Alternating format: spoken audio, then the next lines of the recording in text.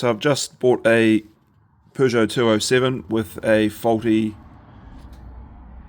power steering system. After watching, doing a bit of reading on the internet and a bit of searching, I thought I would try fixing it myself. So there's not a lot of info on here and on YouTube or on Google on how to fix these. So this is the power steering pump. It's electric, runs on 12 volts.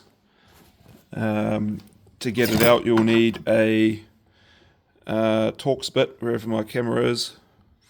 It's a T40.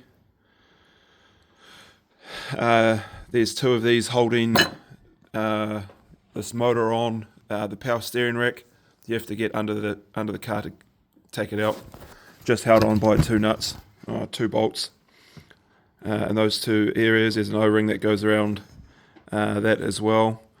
You will have to remove the exhaust a little bit. I took the two 10mm nuts off the rubber mounts to move the exhaust to the side and sort of pushed it past the exhaust and past the heat shield to get this unit out.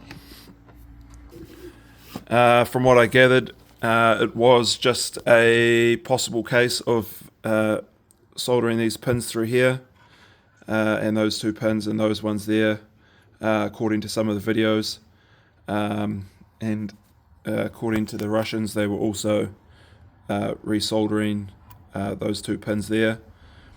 They are three-phase inverter chips, TLE7222F and TLE7188F, I think, or something like that.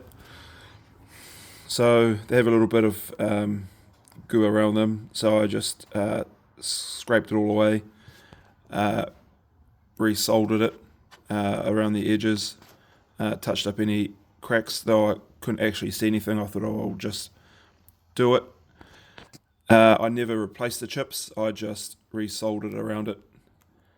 I have just put it back into the vehicle, not just electrically connected, not screwed back in, and so far the motor spins around.